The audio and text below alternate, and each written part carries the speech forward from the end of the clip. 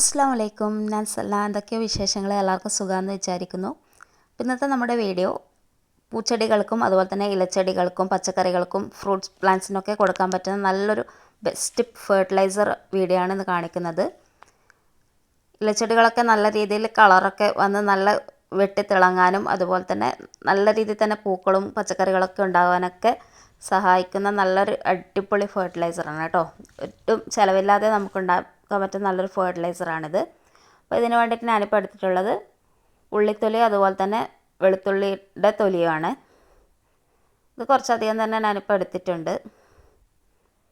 ഇത് ഉപയോഗിച്ചിട്ടാണ് നമ്മൾ ഫെർട്ടിലൈസർ ഉണ്ടാക്കുന്നത്. ഉള്ളിത്തൊലി അയൺ, കാൽസ്യം അതുപോലെ തന്നെ ഫോസ്ഫറസ്, പൊട്ടാഷ്യം പിന്നെ മറ്റുള്ള ആൻറ്റി ഓക്സിഡൻസ് ഒക്കെ അടങ്ങിയിട്ടുണ്ട്. ഈ ആൻറ്റി ഓക്സിഡൻസ് ഒക്കെ ചെടികളിലെ കീടങ്ങളൊക്കെ ഒരു പരിധിയിലൊക്കെ തടയാനൊക്കെ സഹായിക്കും. അപ്പോൾ ഞാനിപ്പോൾ എടുത്ത ഇതിൽ ഈ ഒരു ഉള്ളിത്തൊലിയിൽ ഇത്തിരി ഒരു കറുപ്പ് കുത്തു പോലെയുണ്ട്. അതൊരു ഫംഗസ് രോഗമാണ്. അപ്പോൾ നമ്മൾ ചെടികൾക്ക് ഉപയോഗിക്കുകയല്ലോ, അതുകൊണ്ട് ഞാനിതൊന്ന് കഴുകി എടുത്തിട്ടാണ് ഉപയോഗിക്കുന്നത്.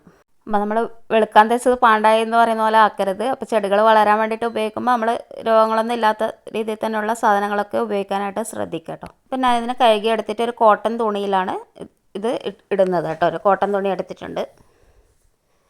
അപ്പോൾ അതിലേക്ക് ഞാനിപ്പം ചേർക്കുന്നത് ശർക്കരയാണ്. ശർക്കരയിലും മഗ്നീഷ്യം അതുപോലെ തന്നെ നേരത്തെ പറഞ്ഞിട്ടുള്ള ഫോസ്ഫറസ്, പൊട്ടാസ്യം ലവണങ്ങളൊക്കെ നല്ല രീതിയിൽ തന്നെ അടങ്ങിയിട്ടുണ്ട്. അപ്പോൾ ശർക്കര ചേർക്കുന്നത് ഇതിൻ്റെ ഒരു വീര്യം കൂട്ടാനാണ് കേട്ടോ. നമുക്ക് കൂടുതൽ ചെടികളിൽ ഉപയോഗിക്കാൻ വേണ്ടിയിട്ട് ഇതിൻ്റെ വീര്യം കൂട്ടാനും കൂടിയാണ് ശർക്കര ഉപയോഗിക്കുന്നത്, നല്ല പവർഫുൾ ആക്കാൻ വേണ്ടിയിട്ട് കേട്ടോ. അപ്പോൾ ഇതിനെ കിഴിപോലെ കെട്ടിയിട്ട് അത് മുങ്ങാൻ പാകത്തിനുള്ള അത്രയും വെള്ളം എടുത്തിട്ട് അതിലേക്കിട്ട് ഇതൊന്ന് അടച്ചു വെക്കുക. ഞാനിതിപ്പോൾ 2 ദിവസത്തേക്കാണ് അടച്ചു വെക്കുന്നത്. കൂടുതൽ ദിവസം വെക്കുമ്പോൾ ഒരു വല്ലാത്ത സ്മെല്ലൊക്കെ വരും. 2 ദിവസത്തിനുള്ളിൽ തന്നെ ഉപയോഗിക്കുന്നതാണ് നല്ലത് കേട്ടോ. ഞാനിപ്പോൾ 2 ദിവസം കഴിഞ്ഞിട്ടാണ് ഇത് എടുത്തിട്ടുള്ളത് കേട്ടോ. ഇതിലേക്ക് ഞാൻ കുറച്ച് മഞ്ഞൾപ്പൊടി കൂടി ചേർക്കുന്നുണ്ട്. അപ്പോൾ മഞ്ഞൾപ്പൊടി കൂടി ചേർക്കുമ്പോൾ അത് ഒരു പരിധിയൊക്കെ ഉറുമ്പിനെയും അതുപോലെ തന്നെ കീടങ്ങളൊക്കെ തുരത്താനൊക്കെ നല്ല രീതിയിൽ തന്നെ സഹായിക്കും.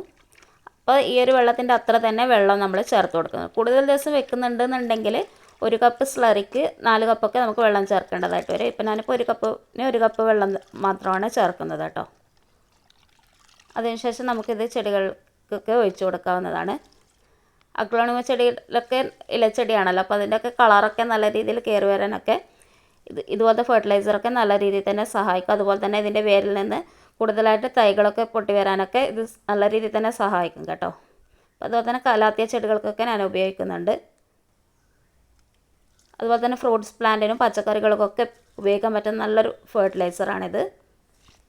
ഒട്ടും ചിലവില്ലാതെ തന്നെ നമുക്ക് വീട്ടിൽ തന്നെ ഉണ്ടാക്കാവുന്ന നല്ലൊരു ബെസ്റ്റ് ഫെർട്ടിലൈസർ കൂടിയാണിത്. അപ്പോൾ എല്ലാവരും ഈ ഒരു ഫെർട്ടിലൈസർ ഒന്ന് ഉണ്ടാക്കി നോക്കി, ഈ ഒരു വളം ഉണ്ടാക്കി നോക്കിയിട്ട് ഉപയോഗിച്ച് നോക്കി നിങ്ങളുടെ അഭിപ്രായങ്ങളൊക്കെ കമൻറ്റ് ബോക്സിലിടുക. അപ്പോൾ ഒരുപാട് കൂട്ടുകാർ വീഡിയോസൊക്കെ കാണലുണ്ട്. അപ്പോൾ വീഡിയോ നിങ്ങൾക്ക് ഇഷ്ടപ്പെടുന്നുണ്ടെങ്കിൽ തീർച്ചയായിട്ടും വീഡിയോ ലൈക്ക് ചെയ്യാനും കമൻറ്റ് ചെയ്യാനും സബ്സ്ക്രൈബ് ചെയ്യാനും ആരും ഒരു മടിയും കാണിക്കരുത്. നിങ്ങളുടെ സപ്പോർട്ട് തന്നെയാണ് നമുക്കൊക്കെ വീഡിയോസൊക്കെ ചെയ്യാനുള്ള മോട്ടിവേഷനൊക്കെ തരുന്നത്. അപ്പോൾ ഇൻഷാ അല്ലാഹ് നല്ലൊരു വീഡിയോ ആയിട്ട് വരാം. Thank you.